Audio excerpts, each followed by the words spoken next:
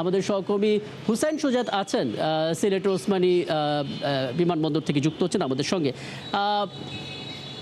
সুজাত, নিশ্চয়ই আপনি আমাকে শুনতে পাচ্ছেন, একটু জানাবেন আসলে মানে ঢাকার আগে তারেক রহমান তো সিলেটে পা রাখবেন, কাজেই সেই জায়গাটাতে নিয়ে সেই জায়গার মানুষের আলাদা উচ্ছ্বাস আছে, আগ্রহের জায়গা আছে, নিরাপত্তা ব্যবস্থা আছে এবং আপনার নজরও তো আছে।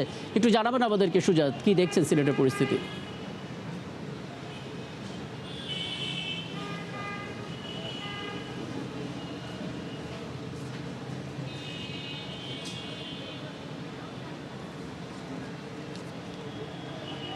বিমানের ভেতরে থাকা একজন যাত্রীর সাথে আমার কথা হয়েছে 10 মিনিট আগে। তিনি আমাদেরকে জানিয়েছেন যে সকাল 10টার দিকে সিলেট উসমানী আন্তর্জাতিক বিমানবন্দরে বাংলাদেশ বিমানের BG-202 অর্থাৎ তারেক রহমানকে বহনকারী যে বিমান সেটি সিলেট উসমানী আন্তর্জাতিক বিমানবন্দরে অবতরণ করবে। এবং এই মুহূর্তে আমরা যেটা দেখতে পাচ্ছি যে সিলেট উসমানী আন্তর্জাতিক বিমানবন্দরে নিরাপত্তার স্বার্থে যে সকল গণমাধ্যম কর্মীরা এয়ারপোর্টের পার্কিংয়ে ছিলেন তাদেরকে কিন্তু সরিয়ে দেওয়া হয়েছে। আমরা সকলে কিন্তু বিভিন্ন জায়গায় এয়ারপোর্ট থেকে অনেক দূরে অবস্থান করছি এবং আকাশের দিকে আমরা তাকিয়ে আছি যে কখন তারেক রহমানের বহনকারী যে বিমান আছে BG-202 সেটি কখন সিলেটের আকাশে প্রবেশ করবে এবং সিলেট উসমানী আন্তর্জাতিক বিমানবন্দরে অবতরণ করবে।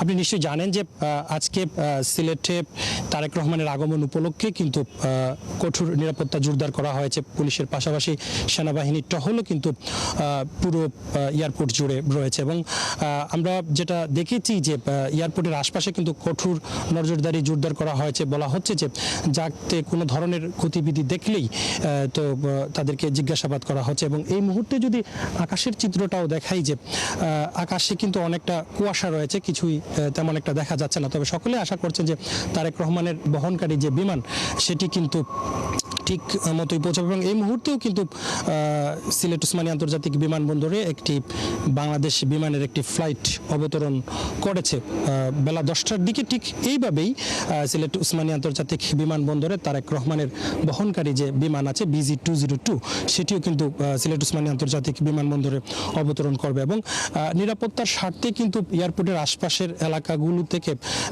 সাধারণ মানুষের চলাচল নিষিদ্ধ করা হয়েছে। পাশাপাশি যাকে সন্দেহ হচ্ছে তাকে জিজ্ঞাসাবাদ করা হচ্ছে, অর্থাৎ নিরাপত্তার কোনো ঘাটতি নেই। এবং পুলিশ প্রশাসন আমাদেরকে জানিয়েছেন যে আসলে কোনো ধরনের অপ্রীতিকর ঘটনা ঘটার কোনো সুযোগ নেই এবং গোয়েন্দা নজরদারি বৃদ্ধি করা হয়েছে। আপনি জানেন যে সিলেট উসমানী আন্তর্জাতিক বিমানবন্দরে আজকে কিন্তু লাখো নেতাকর্মী বা মানুষের সমাগম ঘটত, কিন্তু বিএনপির পক্ষ থেকে বিজ্ঞপ্তিতে জানানো হয়েছে যে যদি কোনো নেতাকর্মী এয়ারপোর্টের পাশে আসেন তাহলে কিন্তু তারা সাংগঠনিক ব্যবস্থা নেবেন। এবং সিলেটের যারা বিএনপি নেতাকর্মীরা আছেন বা যারা তারেক রহমানের দলকে ভালোবাসেন, জিয়াউর রহমানকে ভালোবাসেন, খালেদা জিয়াকে ভালোবাসেন, তারা কিন্তু গত রাতেই বিএনপির পক্ষ থেকে 300 ফিটে যে সংবর্ধনার আয়োজন করা হয়েছে তারেক রহমানকে, সেখানেই কিন্তু তারা চলে গেছেন। বাস যুগে, ট্রেন যুগে বিভিন্ন মাইক্রোবাস ভাড়া করলে কিন্তু নেতাকর্মীরা সেখানে চলে গেছেন। তো এই মুহূর্তে আসলে সিলেট উসমানী আন্তর্জাতিক বিমানবন্দরে কোনো নেতাকর্মী নেই, তবে সাধারণ মানুষ যেখানে দাঁড়াতে পারছেন সেখানেই তারা দাঁড়িয়ে আকাশের দিকে তাকিয়ে আছেন যে তারেক রহমান কখন আসবেন। তারেক রহমানকে বহনকারী যে বিমানটি রয়েছে সেই বিমানটিকে তারা একটুখানি দেখার চেষ্টা করছেন, যেমনটা আমরাও কিন্তু অনেকটা দূরে থেকে আকাশের দিকে তাকিয়ে আছি যে কখন তারেক রহমানের বহনকারী যে বিমানটি আসবে। এবং দীর্ঘ 17 বছর পর তিনি কিন্তু বাংলাদেশে আসছেন এবং সিলেটবাসী যে সৌভাগ্যবান, এই শাহজালাল শাহপরান রহমতুল্লাহ আলাহির পূর্ণভূমি সিলেট হয়েই কিন্তু তিনি ঢাকা যাবেন এবং সিলেটের যে সকল যাত্রীরা আছেন তারা কিন্তু সিলেটে নেমে যাবেন এবং তারেক রহমানের সফরসঙ্গী যারা আছেন তারা কিন্তু তারেক রহমানের সাথেই ঢাকাতে যাবেন এবং সেখানেই তাদের ইমিগ্রেশন সম্পন্ন হবে। এবং আপনারা নিশ্চয়ই জানেন যে সিলেটের মানুষ তারেক রহমানের এই আগমনে উচ্ছ্বসিত হওয়ার মেইন কারণ হচ্ছে তারেক রহমানের শ্বশুর বাড়ি কিন্তু সিলেট এবং তিনি সিলেটের জামাই, যার কারণে কিন্তু সিলেটের মানুষের একটু খুশিটা একটু বেশি।